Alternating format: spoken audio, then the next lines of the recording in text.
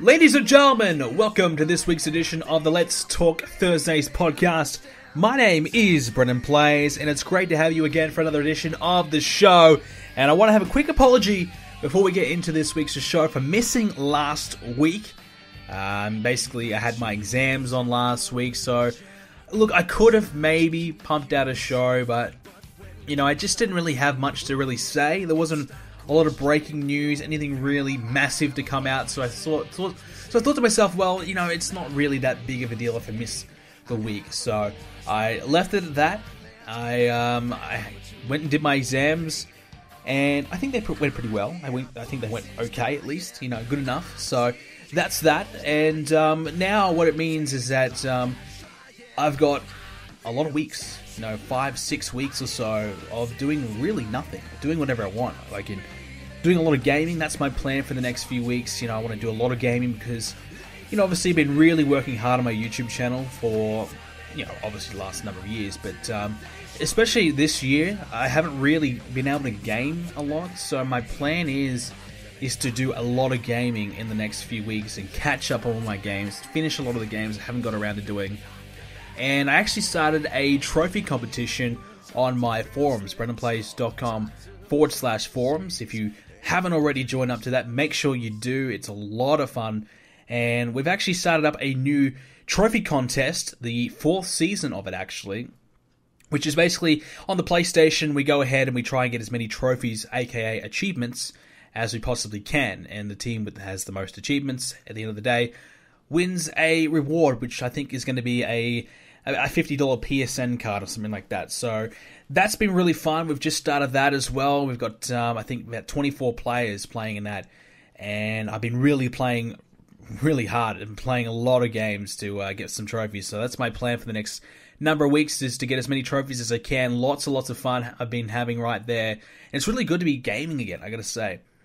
But I'm actually doing the show a little earlier than usual. It's actually just ticked over to be Thursday for me because, well, Thursday, aka the 15th of June, is actually my birthday. So today is technically my birthday. I'm doing the show on my birthday. Doing it a little bit earlier so I can actually spend the actual birthday, doing the birthday thing. So, yeah, it's my birthday. I'm getting old. I am getting old, very old. I'm 22 today, if you have to know. So I'm getting old, but, getting old but wise, I hope. Probably not really, but, yeah. So I hope you know that I'm dedicated. I missed last week, so I know I have to do a show this week. Even though it's my birthday, I will do a show for you guys this week. And we're going to talk about Monday Night Raw and the build-up towards Money in the Bank as well. Really not much to talk about on SmackDown, to be honest with you, other than Money in the Bank. Raw is really where it's at right now, so we're going to talk about Raw. And a few bits and pieces here, but a lot of gaming chat. We might get into a lot of the announcements that were made at E3 this week. So there was a big gaming week. So we'll get through the wrestling chat. We'll get to the gaming chat towards the end as well. So, yeah, so that's really all I pretty much have to say before we get into the wrestling chat. I don't think there's really much else going on with myself. I do want to apologize for the lack of uploads, I suppose. I guess the situation is it's not like I haven't lost motivation. I'm just lacking a bit of motivation right now to do some videos. I've been trying to get a few out here and there, but I just really want to play my games, and I kind of just want to focus on doing that. But I also have to do my videos as well. I know that. So I've just kind of been trying to balance that a little bit. I'm trying, I guess you could say, have a bit of a break. Like, spend a couple of weeks with a bit of a break from YouTube. Obviously I had my exams, and now this week, just doing a bit of gaming. I'm trying to have a break, but not. Still uploading enough, but not to the point where it's, where it's becoming too much of a burden. It's just enough that I can keep the videos coming, but also get a bit of a break away from it as well. Just a bit of a break away from everything, just so I can kick back and relax, have nothing to really worry about, no issues, and I could just, relax and do my thing for, a couple weeks, and then we'll get back into the swing of things. Obviously, SummerSlam coming up in my universe mode, important times ahead. Big times ahead as well. Really have to make sure that goes down really, really well. So that's the plan at the moment. So I do apologize for the lack of uploads. Like I said, I want to take a bit of a break without actually taking a real break. So I'm just trying to juggle and balance that a little bit there. So maybe you'll see an upload every couple of days rather than every day that I have been normally doing. So I apologize for that, but I just just need a bit of a small little break just to kind of refresh and recharge the batteries a little bit, so that's kind of the plan. But we'll move into the wrestling chat this week. I think it probably will be a bit of a shorter show this week. I always say that it ends up being a full-length show, so I'm probably expecting a shorter show because there really isn't a hell of a lot to talk about. Obviously, like I said, obviously the pay-per-view coming up, but Raw and SmackDown's been a little bit quiet this week. A few little things that we've going to talk about, and a lot of things we've already kind of dived into, and they're just kind of continuing on a little bit there. Obviously Raw started off with the Brock Lesnar and Samoa Joe matchup, the little fight that they had. A lot of people wanted to know my opinions on Samoa Joe getting pushed into this pay-per-view main event, and honestly, I think it's fantastic. I think Samoa Joe and Brock Lesnar is a fantastic matchup. A lot of people have been saying dream match, and I agree. This is a match that I really would love to see. Both guys, Lesnar's probably no longer in his prime, Samoa Joe on the tail end, so both guys still can go. It's just going to be a matter of whether Lesnar tries, because Lesnar, as of late, his matches have been really poor. It's the same type of match that he had against Cena in that SummerSlam a few years ago. It's basically the same type of match. We haven't really seen much else from him. It's been very disappointing. It feels like he's just phoning it in. I'm sure he probably is, but it is disappointing. We do want to see more from him. And who knows, this could be his final year. I think his contract is expiring at WrestleMania next year, so it's possible this could be his final run anyways. So I'd like to see more out of Lesnar, but we haven't seen it yet. Maybe Samoa Joe will bring that out of him. Samoa Joe, look, he's a guy that should be in the main event. It feels as though he's been an upper mid-card guy, hasn't really been a top star yet, and finally positioning him into this spot, he feels and acts like a star. One of the few guys on the roster that can really cut a promo. Paul Heyman and Samoa Joe, they can battle back and forth, and it doesn't feel like Paul Heyman's dominating Joe. Samoa Joe can hold up his own more than enough. He's fantastic on the mic, in my opinion. One of the better going around. Certainly on the Raw roster, one of the best. If not, I don't know if he's the best, but he's right up there. So that's rare, because that's a big component that we've been missing out of a lot of guys, is the ability to talk and sell a match. And a lot of guys can't do that. But Samoa Joe can, and his interaction with Paul Heyman last week was fantastic. Really, really good, and that was a terrific segment, really put Joe over grade. Before that, you really didn't see Joe as much of a threat, but then, it made him look like a killer. That just the sadistic, really, really aggressive side out of Samoa Joe that we have seen, but not enough of, and that was a good way to kind of kick this rivalry off with Brock Lesnar. The fight, the brawl, the start off Raw this week was good.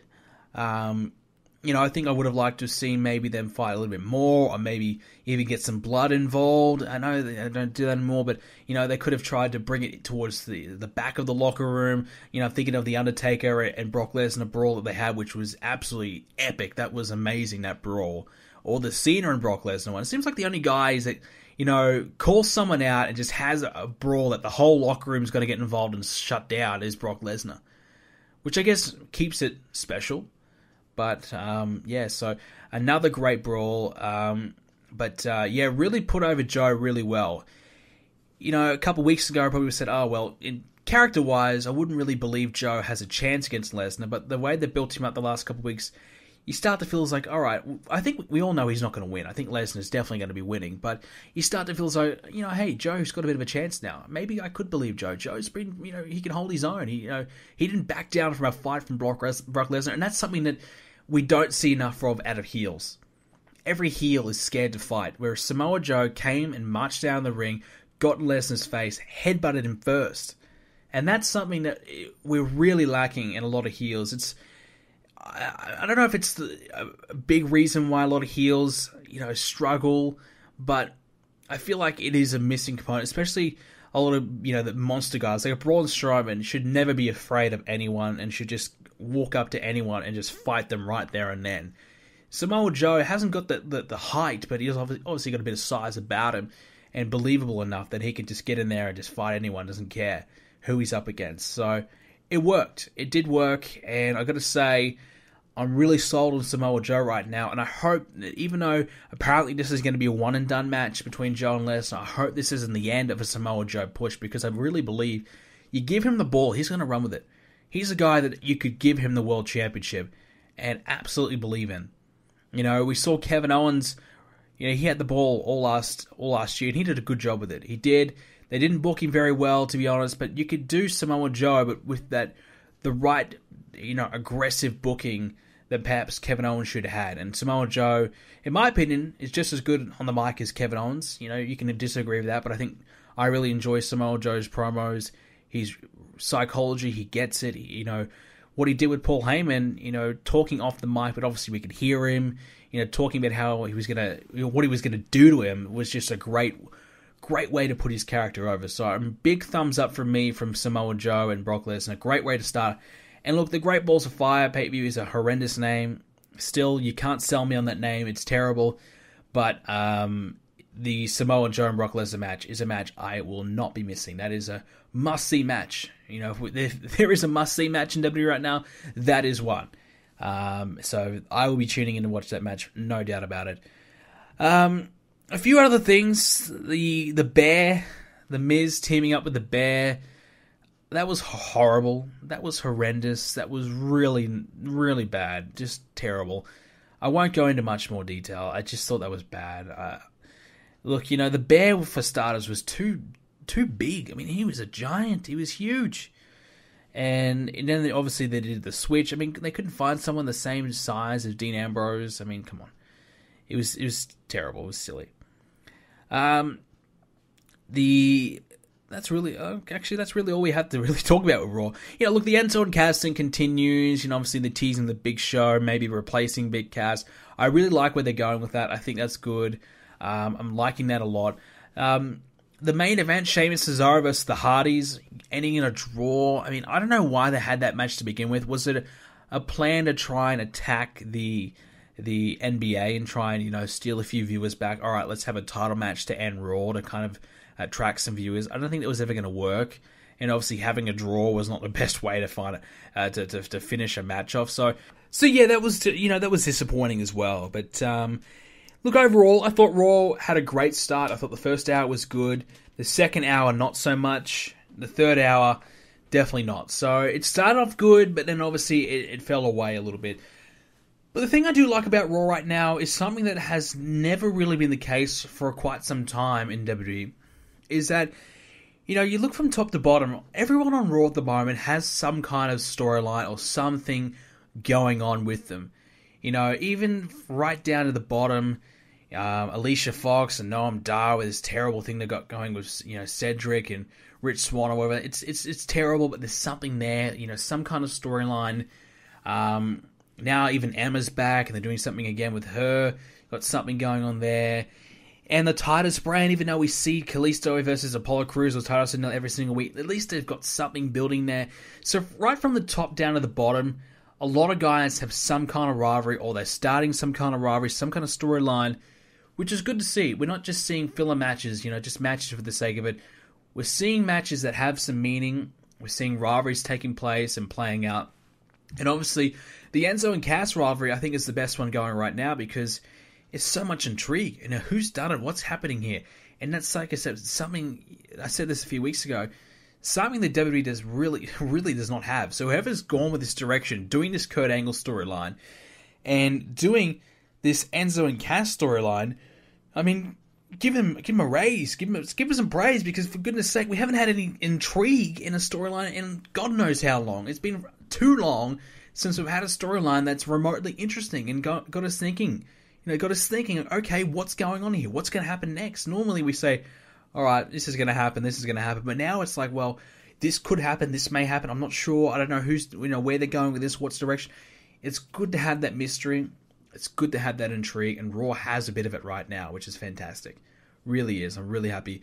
Speaking of, I guess, storylines, the Kurt Angle thing, apparently SummerSlam, we may be seeing Kurt Angle in the ring. Rumor is right now Kurt Angle and Triple H could be having a match. Obviously, the rumor is that Stephanie McMahon is going to be the one behind the Kurt Angle thing. I think that's probably, you know, a given. You know, who else could really, you know, be doing it? So, Kurt Angle and Triple H at SummerSlam, you know, look, I'm okay with it. Like I said, I love Kurt Angle. I love Triple H. You know, two of my favorites. And, there's a lot of history there. It's a classic, matchup. These guys have had matches and matches and matches for titles, every type of step. They've done it all, really. They've done it all. And to renew that, I'm okay with that.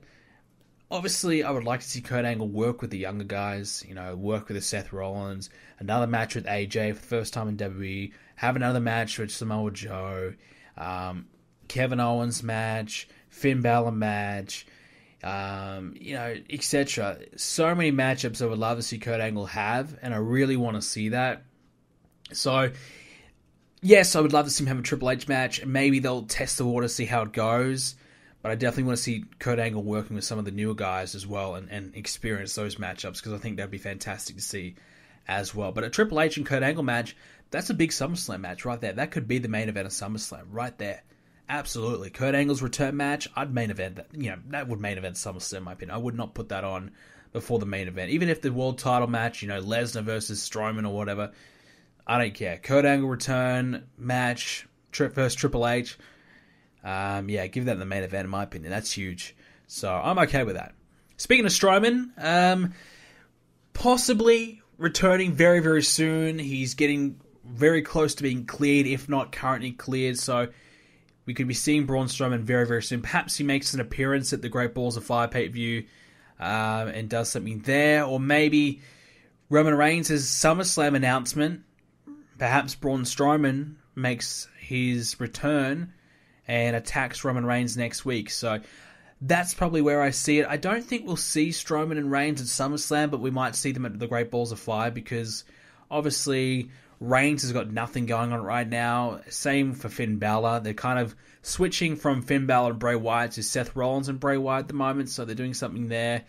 So that kind of leaves Reigns and Balor and obviously Strowman without anything to do, so they might pair up Reigns and Strowman together, and Finn Balor might just miss out. Who knows? They're doing nothing with him anyways. So, so they might do that. And look, one more match between Reigns and Strowman, I would like to see it. I think we would have already seen it at Extreme Rules if Strowman didn't go down. So do it at the Great Balls. That's fine. Once again, you'd have to have Strowman win if you want him to have that match against Lesnar at SummerSlam. And I think SummerSlam is after the Great Balls of Fire pay-per-view. I would have to assume so. I don't know. There's so many pay-per-views. I can't keep up. I just can't. There's so many. But I think that's the case. I hope that's the case, because I would hate to have SummerSlam and have no build-up towards it. There's probably another SmackDown pay-per-view after the Great Balls of Fire, isn't there? Who knows? But, so that's what I would do. The ratings this week for Raw was terrible. Another really bad rating. Obviously, we expected that in the NBA Finals. To be honest, I probably would have watched the NBA Finals instead of Raw, but I was a little late waking up. So by the time I got to the NBA Finals and got to Raw had already kind of finished, and the NBA Finals was kind of winding down. And unfortunately, the Warriors won. I really don't like the Warriors. I never have, even before Kevin Durant came. Never been a fan of Steph Curry. I'm a big LeBron James fan. Always liked him. Obviously, being a fan of the Miami Heat, I picked them. When LeBron James had the dynasty of the Heat, I picked them. I bandwagoned, but I stuck with him. Even though he left. I don't particularly like the Cavs, but I obviously, I support them against the Warriors. So wanted them to win, but didn't happen. So that was kind of disappointing. So I didn't really tune in anyways. I watched a bit of it. Because I really didn't watch much NBA at all this season. I always want to watch more, but it's at this point where it's, you know what the final's going to be. You know what's going to happen. You know the Warriors are going to win it. We knew I could have told you, anyone, with half a brain would have said the Warriors are going to win it before the season started. They're, super team. Had a super team. If they didn't win it, it'd be embarrassing. So the only chance they had of losing was the Cavs. And not even LeBron James putting up a triple-double could do it. So it was, crazy. But, so I didn't really watch much because I just felt as though I already know what's going to happen. It's like, the NBA have done long-term booking and have been planned out their NBA finals a year in advance, and they knew who was going to be in the playoffs. Who's going to be in the NBA finals. So, so just a little disappointing. And anyways, back to Raw. One little thing that was really very odd. I'm not sure what's going on here, but John Cena obviously making his return July 4th on SmackDown, but they labeled him as a free agent. So Cena all of a sudden is no longer affiliated with SmackDown, just only SmackDown. He's on SmackDown and on Raw now. So Cena's a free agent, and I guess because he's been a bit of a part-timer, they're going to use him in a way where they can have him on Raw and SmackDown. I think as an attempt to help boost the ratings of both shows, I think they've obviously looked at the Raw ratings. They've seen that it's going down. What can we do to help the Raw ratings? All right, let's put Cena on. Let's have Cena. Let's put him on Raw. And you can say what you want to say about Cena, but he actually is a legitimate draw.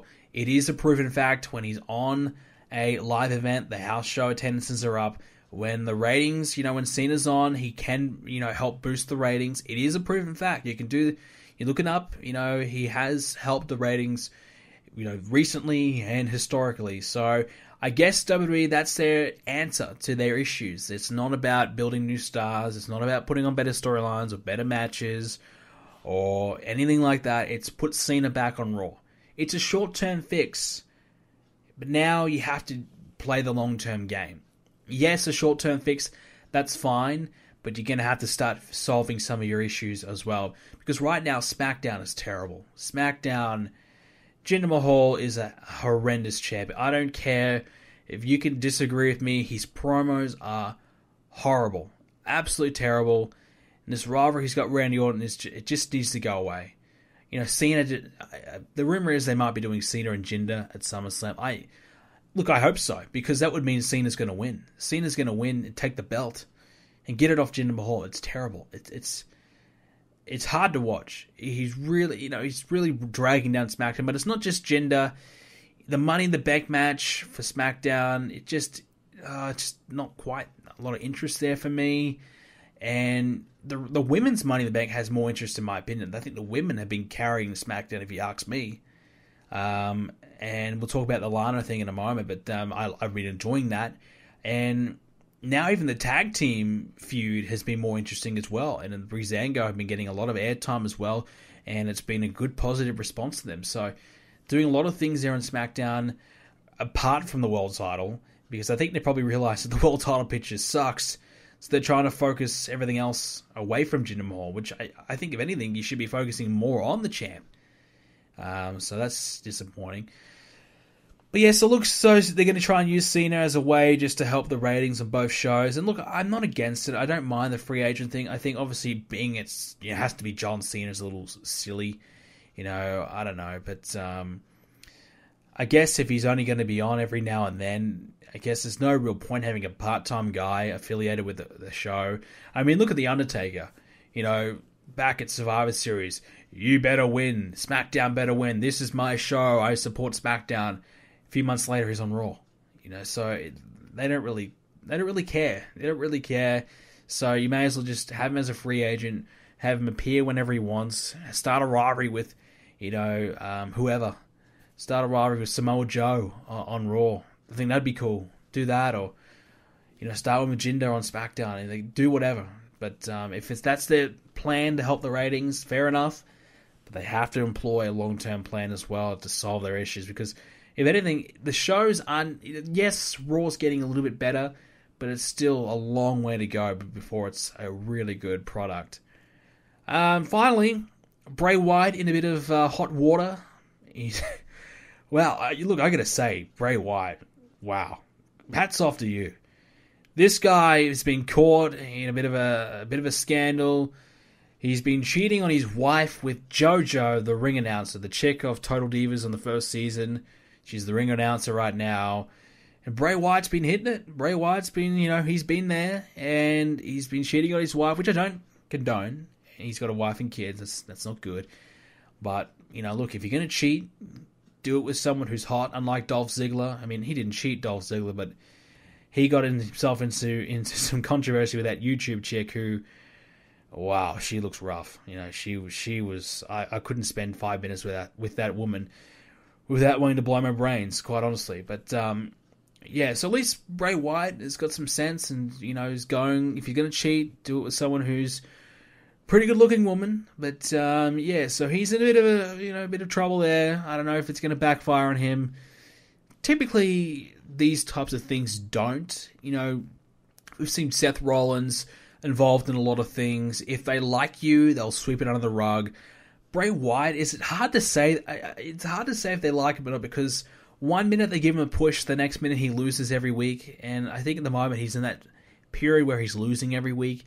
So maybe he is potentially going to be punished. Maybe he'll lose a little bit more than what he normally does, which is a lot anyway. So maybe it'll be 6 months before his next pay-per-view win instead of 3. So so it's probably not a good idea for Bray to be doing that. But look, he didn't try. It's not his fault that it got out. He didn't try, to leak it out. It just happened. I think the ex-wife, now the ex-wife, soon to be, put it out there. So Bray Wyatt was trying his best to sweep it under the rug himself.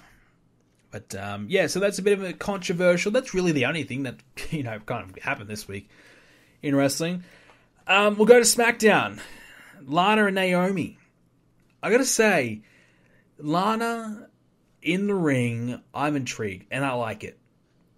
The only thing I don't like about it is Lana still has the accent, but in saying that, if they drop the accent, it would be very hard to adjust for the fans. Considering we've seen so much of Lana, they would have to have Lana off television for about a year. Bring her back, and she's lost the accent, and you could say that she's just been in America so much and she's just, Americanized herself, I guess. That's one way they could have done it, but it hasn't been enough time, and I think she's been on TV for too long with this accent that you just couldn't really do it. Because unfortunately, the accent, I feel like she could be a much bigger star if she didn't have it. If she was just, speaking her normal, the way she normally does, because we see it all the time. Every interview she does, every Total Divas episode, she doesn't have the accent. So it's kind of like, all right, we know she doesn't have it, so let's just move on from it. So they kind of hang on to it. There's so much of her without it. I feel like it might be time to transition into her losing it, in my opinion. If she could slowly start to lose it every, over the course of a year, I think that'd be good. Slowly phase it out if that's possible.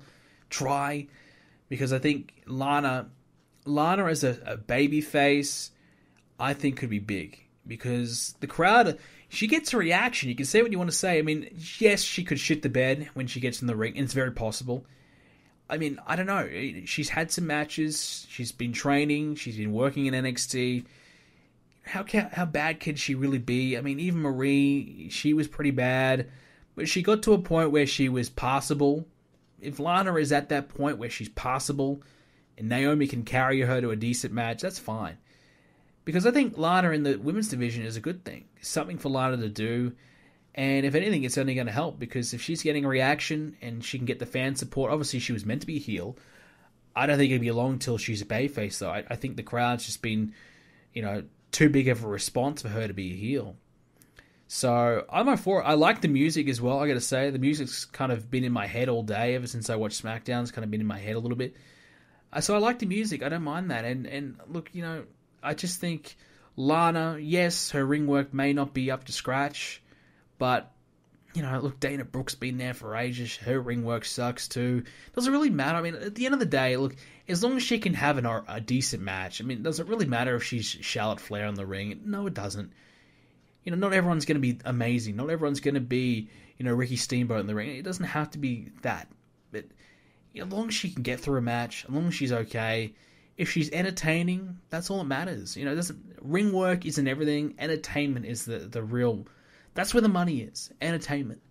And that's what the WWE is trying to be. They're entertainment. They're not really yes, there's a wrestling show, but their first priority is entertainment. If Lana is entertaining, that's fine by me.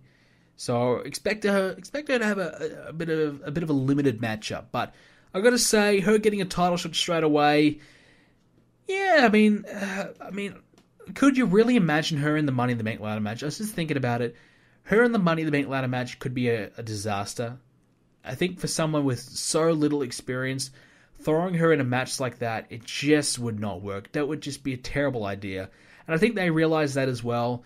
They realize, okay, Lana and Naomi can have a 5-minute match. Lana gets a few kicks in, maybe does her finish, looks good for a while, gets close to beating Naomi. Naomi kicks out, gets back up, gets her comeback, gets the win. That's easy. But you can look, make Lana look good, like, she really gave Naomi a run for money. She surprised all of us. She's not too bad. She's actually okay, but she still lost. But okay, now we know Lana could be a force to be reckoned with in this women's division at some point. That's what you want to achieve out of that match. Showcase Lana a little bit, but obviously Naomi beats her pretty comfortably in the end. That's what you want, and that's what I think we'll get anyways, because if she was in the Money in the Bank ladder match, look, I feel like she'd be lost. I feel like, you couldn't see Lana taking a bump off the top of the ladder or anything like that. I feel like she'd be very limited. She'd be sleeping half the match, and she'd be lost. It's too hard of a match for her with this experience. A lot of these, I don't even know how Carmella is going to go with only a few years' experience herself. She might still get lost. So it's tough. It's tough putting her in that type of matchup, that type of environment. But, they're trying their best to make Lana something. She's been obviously working. I never honestly expected Lana to be an in-ring competitor. When I heard that she was training and she had that match at WrestleMania, I think last year or whatever, I thought that was really silly. I thought, oh, wow, why is Lana wrestling? I just didn't think that would ever work. But, she's worked at it. She's trying to make it work, and you have to respect that. A lot of people gave Eve Marie a lot of flack, but you have to, yes, she's obviously used wrestling as a platform to, get a movie career sorted, and so you can give her flack now, that's sure. But, at least, she went away and did the work. Lana has gone away, hasn't really publicized it too much, hasn't been all over Total Divas. She's just silently gone away, trying to learn, trying to get better, and you have to give her credit. Yeah, it's been on Total Divas a little bit, but, she's gone away and she's, tried to get better at what she, and try to make it work as an in-ring competitor. So I got to give her respect. A title shot straight away, that's a little odd, but it is going to be just a quick little throwaway match. Otherwise, Naomi would be left off the card. So is that their way of kind of pushing another match on the card, getting Naomi in the card, getting another title match on the card, and it's also against someone different. So it's a match that I'm honestly interested in, something completely different. So I'm okay with it. And we'll move on to Money in the Bank. I guess we've already kind of touched on it a little bit. But the Money in the Bank pay-per-view. Well, at the moment, there's only, I think, about 5 matches on the show. I expect a few more to be added. Probably a pre-show match. I'd probably say Mojo and Zack Ryder may have a tag team match with... maybe with the Colognes, maybe that happens. Maybe Breezango are added to it, and they make it a big match, an 8-man tag or something like that. I expect something like that to happen. And Zack Ryder is back, by the way. I forgot to mention that, which I think was cool. I think bringing back the Hype Bros is a good call. SmackDown needs another tag team, and Mojo as a singles just isn't going to be anywhere near the title picture anytime soon. He's, he had okay, he did okay. They tried their best to kind of get him over. It didn't really work. Maybe the Hype Bros tag team for another year or so, maybe the way to go. Then, maybe they do the split, or maybe they do a turn or something like that. I think there was still more to accomplish as the tag team. So I'm happy that tag team will continue. So look, Naomi versus Lana, like I said, Naomi should win. Women's Money in the Bank ladder match. Becky, Charlotte, Natalya, Tamina, and Carmella. You feel as though 6 people need to be in the Money in the Bank ladder match. I feel like they're missing one. Yes, Lana could have been okay, but I feel like I just would like to see one more in there. But, I don't know who else they could put in unless there is a surprise return or something like that. But yeah, so a Money in the Bank ladder match. The winner gets a shot at the SmackDown Women's Championship. My pick is Carmella. Now, the reason why I say Carmella is because Charlotte does not need the Money in the Bank briefcase. I could not imagine her carrying that thing around. She can walk up to the champ and say, I want a title shot, and get it. Becky Lynch, very similar. Not quite on that level, but very close. Natalya, yeah, she's obviously the leader of the welcoming community or whatever, which they've kind of sort of dropped that. Not really, but sort of, put that on hold a little bit. So, Natty's kind of leader of that, so she will be the top heel to come up against Naomi, so I think that could definitely take place. And Tamina, well, she spent more time injured than, being active in the last number of years, so she's just, you could not give her a long-term storyline, let alone the Women's Championship. You could not. How could you trust her to stay healthy? You know, she's been healthy for, a total of 6 months in the last 5 years. It's been ridiculous. She's always out injured. She gets absolutely zero reaction. No one could care less. You know, she's probably lucky that she's even in the company still. You know, probably because she's, a snooker, although that name's a bit tainted nowadays. That's probably a big reason why she's still employed. You know, she's so injury prone. So if she can stay on the park for 6 months at least, maybe I'd start to think about giving her a shot at the championship. I wouldn't give her the belt, but, put her in a high-profile situation. Otherwise, she'll probably go down. She's been just going down all the time. And I think one more long-term injury for Tamina, and that has to be it. She's got to go. She's getting up there in age as well. She's been around for a while now. So you couldn't give her that. So I think, for me, the only logical pick is Carmella. I say that because I could see her and James Ellsworth running around with the Money in the Bank briefcase. James Ellsworth probably can hold the briefcase. He carries it around for her, like it's her luggage. He's carrying her luggage around. And I can see her just cutting promos, talking about it. And also, it gives her a chance to be the holder of the Money in the Bank. In the back of our minds, we know she has a title shot, so we can start to take her more seriously. And over the next few months, you can start to build her up as a legitimate threat. Get her some wins, get her some, some big matchups, start to make it look good. Because right now, her as a champion, I don't think would be credible. I don't think she deserves a title yet. But maybe in 6 months' time, you cash that thing in, and hopefully by then, you've established Carmella enough where she is getting more of a reaction, she is getting more heat, and her as I think a heel needs to win it. So I think she's the most, logical pick. And I think she's the one that could make it work the most. And, look, Charlotte will probably get a title shot at SummerSlam anyways. Becky might get one as well. Maybe they have a multi-woman match. I don't know. But, like I said, the other women besides Tamina can just walk in and get a title shot. Whereas Carmella, not quite there yet. She hasn't quite got the credibility. So I think Money in the Bank could be a big win for her. And a great way to catapult her into title contention at some point. And even a championship run. So, which I wouldn't be against. I think Carmella's improved, no doubt, from her failed babyface run. Now she's been a heel. The James Ellsworth by her side is working, is a good addition, helps her a lot. So, I think that's a good call. The Usos versus The New Day for the SmackDown tag titles. Look, I think they'll drag this rivalry out, so I wouldn't be surprised if there's a count out or a DQ or something. Maybe the Fashion Police get themselves involved and make a mistake, or maybe the Colognes get themselves some kind of something there to keep this rivalry going and drag it out a little while. I think the New Day will probably win the belts at some point, but I wouldn't do it right now. I would save it, I would wait for it, and execute it a little later on. SmackDown's starting to get some tag teams. They got the Usos, the New Day, Hype Bros, Breezango, they're going well. The Colognes are kind of crap, but as well as that, they've got the American Alpha sitting at home doing nothing, which is a real shame. But they've got them as well, so they've got some teams. They're slowly starting to build some credibility back in the tag division on SmackDown, finally. Great to see. Because Raw has a really solid tag division. You now have the New Day, the Hype Bros are back as well.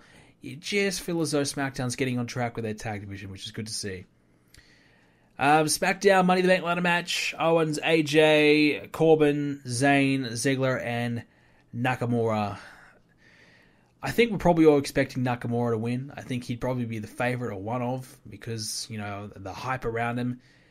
He stood tall on the Money in the Bank go-home show on SmackDown, which would often, to me, say he's not going to win it. I don't think he was going to win it anyway. I think they're going to go with Baron Corbin. Baron Corbin, he's been given the Money in the Bank treatment. You think about it. Money in the Bank winners, typically before they win it, or even after they win it, they'll lose and lose and lose. I don't know why. I don't get it, but the booking is like, all right, let's have our Money in the Bank winner lose all the time, so when he wins it, it's a surprise. That's what they do. Baron Corbin has been getting bitched out by Sami Zayn week after week after week, and when he gets the Money in the Bank, he'll probably win it. And let's be honest, the same thing here. Kevin Owens, US champ. I wouldn't have him against the world title champion, a world champ at the moment. AJ, again, doesn't really need Money in the Bank. I think him and Jinder Mahal rather would be a great matchup. Possibly could happen soon. He could walk in and get a title shot. Sami Zayn could use Money in the Bank. I think he's a bit of a dark horse, but I don't think they want to give him the ball. I don't think they see him as a world champion. I don't either. So I wouldn't give him that Money in the Bank. Ziggler, past it. He's been up and down, up and down, up and down. I mean, he had his Money in the Bank moment years ago. Unfortunately, it didn't work out that well for him. The moment was great, but obviously afterwards not so much. And Nakamura, again, I think they'd rather him win the World Championship more of a traditional way. Build him up maybe to WrestleMania and win it there. Or Royal Rumble. Keep building him and have him challenge at a major pay-per-view and have him win it then rather than Money in the Bank. And I don't think Money in the Bank would suit Nakamura's character either. So I feel like Nakamura should just keep, plodding along, keep building himself, enter a rivalry with someone else. Maybe it's Baron Corbin, maybe it's Kevin Owens, maybe he gets a few wins there, and then by the time next year, maybe he wins the Royal Rumble. Maybe Nakamura wins the big one, the Royal Rumble, depending on his status, depending how well he's going. But I'd save that big moment for a major pay-per-view because I think Nakamura is that big of a star, and I think they also see that in Nakamura as well, where they want to, use that moment and execute it at a big time. So for me, Baron Corbin's the one. I think they see Baron Corbin as a world champ. I feel as though Baron Corbin. Look, I don't rate him. I don't think he's a world champ. I feel like his promos are terrible. He needs to get a new look. He's losing his hair rapidly. His in-ring work is fine. His matches are okay. But he just doesn't have they sell him as a big guy, but he just doesn't have the menace or the physique to really put that over. So, look, that's fine, but, whatever. They see him as a world champ, and I think he would be the most, logical decision, to go with it. And him carrying Money in the Bank, probably wouldn't suit his character, I guess, But then again, who carrying a big briefcase, who does it really suit? But I think Baron Corbin could make it work, so I'm happy with that. Baron Corbin winning, don't have to like it, but I can accept it, and I think that probably would be the good way to go. And look, at the end of the day, Baron Corbin could win the world title down the line, and they start to build another top guy.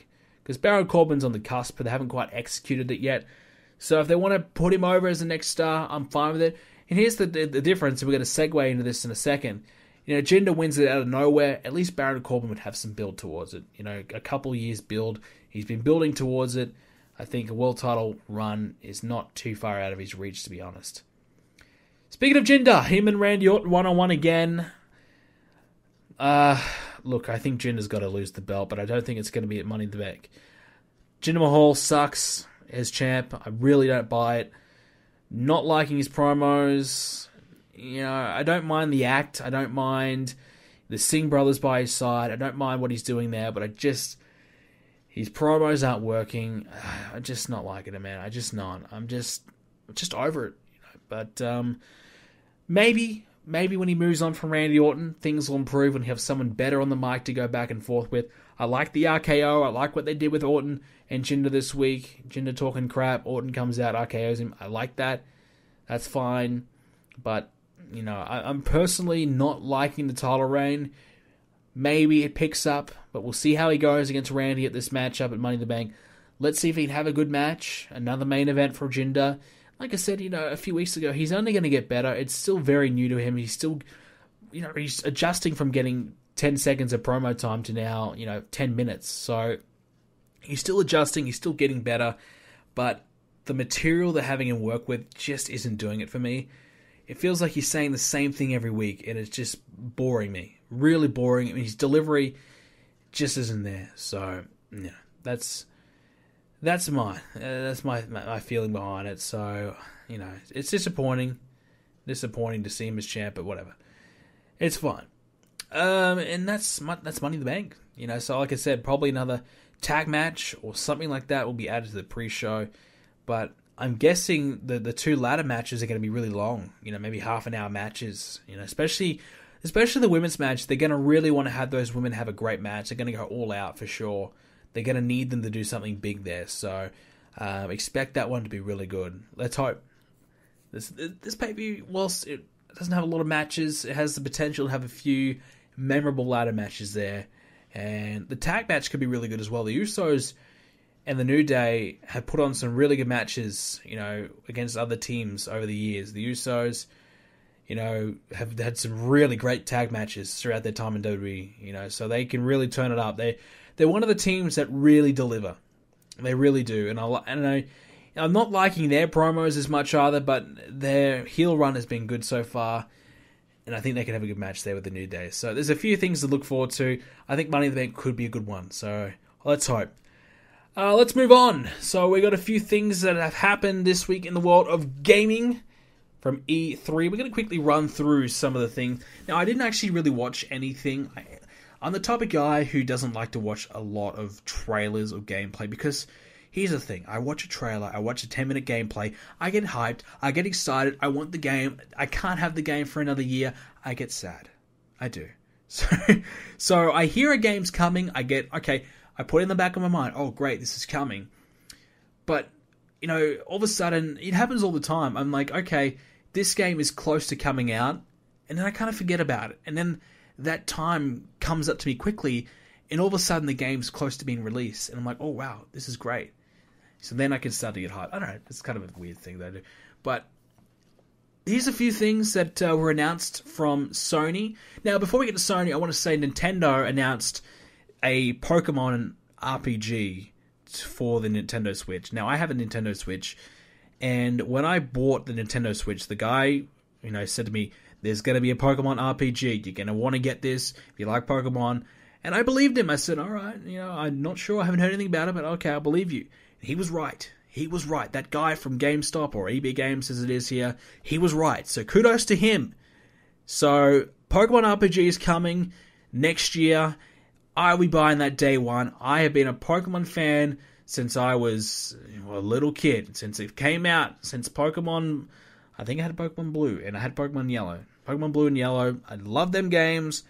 Love Pokemon. I haven't played the new ones much because I don't have a handheld. But I do have a Switch, and I would love to play the new ones on the Switch. I really would. I would love to play, what is it, Sun and Moon right now? I think that's the newest ones. Would love to play them. I really would, but I don't have a DS, and I don't want to get one just for that. But always been a fan of Pokemon. Pokemon Gold. Would love that series. Ruby and Sapphire was good as well.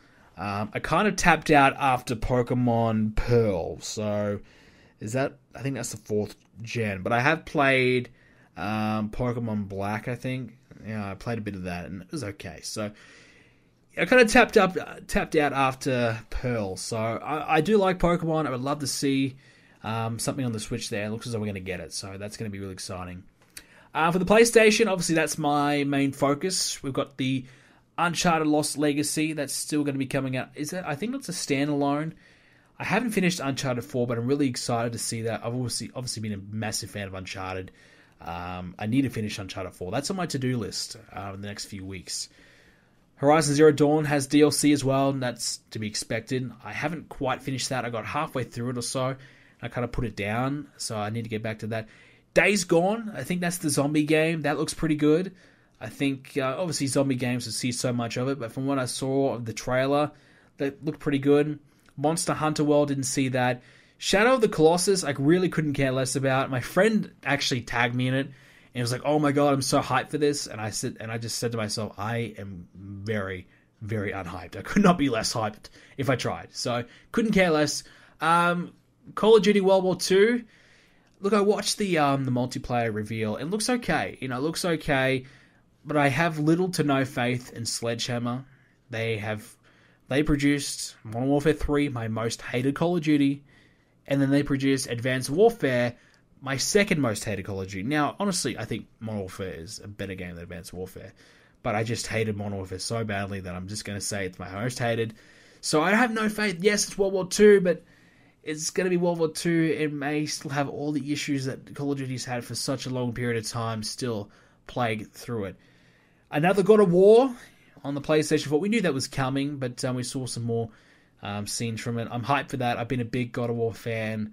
I got God of War 3 when that came out, and I went back and I played the other God of Wars when they brought them on the PS3, and I've become a major fan of the series. I played every game, and I finished them all. I platinumed, I think, nearly all of them. I didn't platinum God of War 1, and I didn't get God of War 3 done either.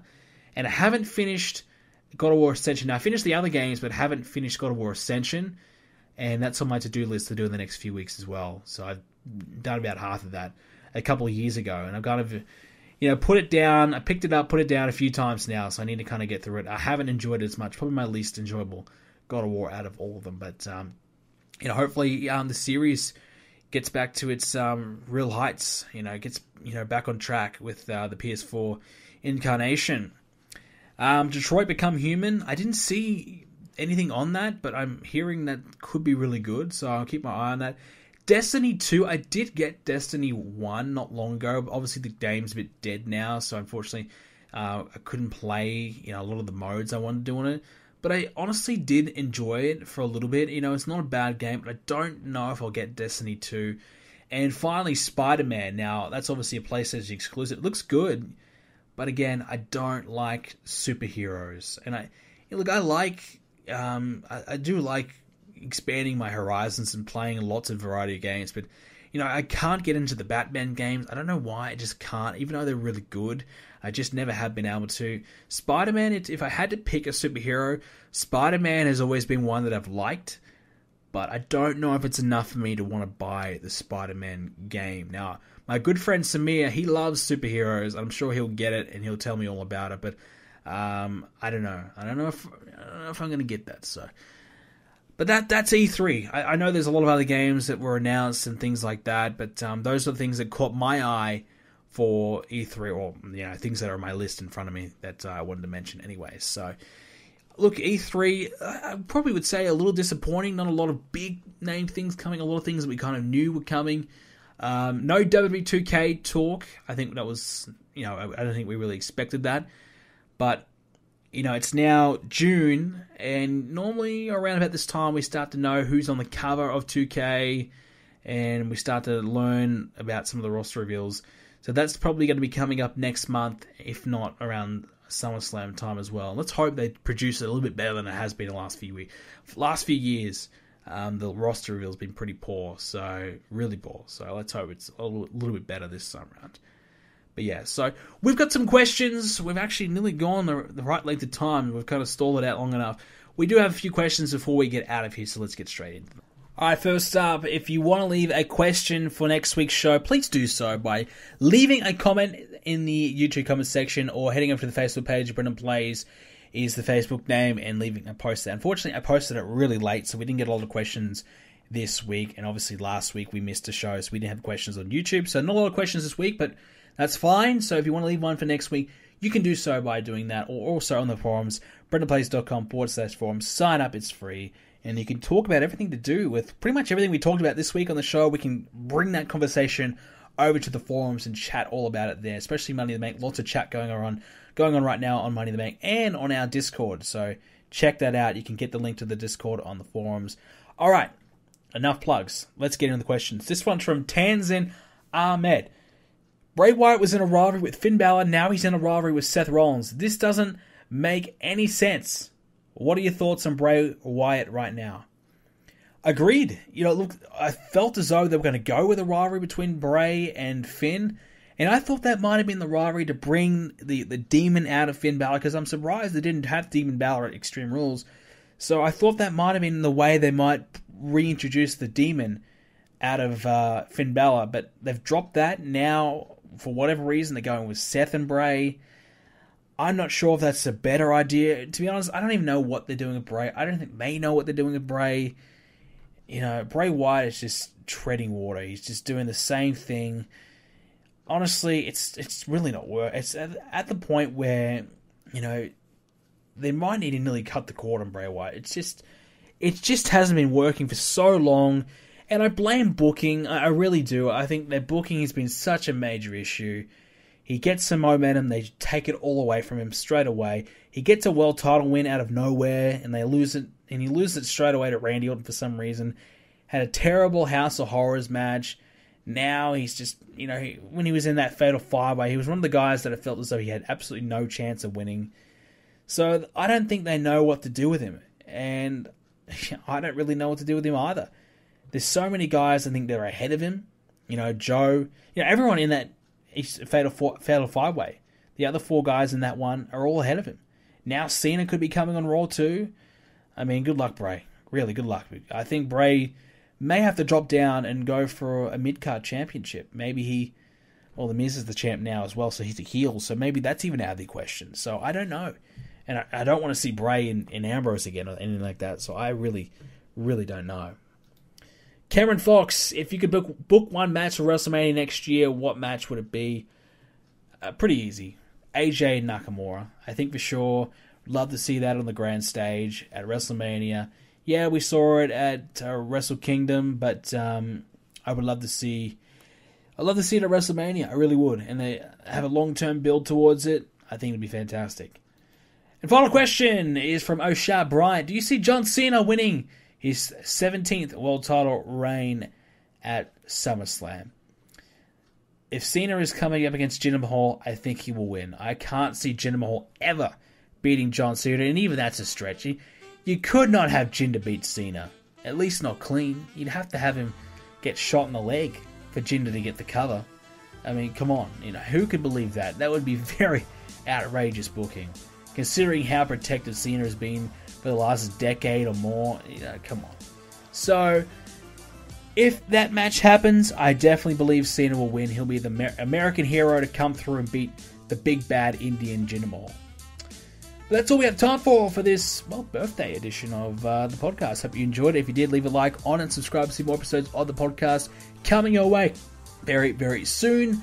And I do, again, apologize for missing last week. Hopefully we'll be back better than ever. Next week we'll be covering Money in the Bank, talking about all the matches that went down at that pay-per-view. And we'll have a Mr. and Mrs. Money in the Bank. Or Mr. and Miss Money in the Bank, I think they're calling. So that would make more sense. So I hope you enjoyed this edition of the podcast. Thank you very much for listening in. And I will see you all next Thursday.